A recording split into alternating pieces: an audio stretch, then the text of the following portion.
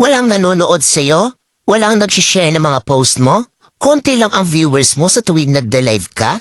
Hindi ka sinusuportahan ng mga kamag-anak mo? Kaibigan mo? Kakilala mo? Kapitbahay mo? Pinagtatawanan ka dahil sa pag-reveals mo? Pinagtatawanan ka dahil sa paggawa mo ng mga content? Ito ang tatandaan mo. Huwag kang huminto. Huwag kang susuko. Huwag kang papaapekto sa sasabihin ng ibang tao tungkol sa'yo. Ipakita mo sa kanila na may mararating ka. Dahil isang araw, kapag marami ka ng followers, kapag marami na ang sumusuporta sa'yo, kapag marami na ang nanonood sa'yo, kapag marami ka ng viewers, kapag marami na ang nagmamahal sa'yo at sumusuporta sa'yo, kapag marami ka ng payout, kapag sinasahod mo na ang sinasahod ng mga sikat na content creator, kapag mayaman ka na, kapag marami ka ng pera, ay manunood na yan sila sa'yo. Sila na ang kusang lalap.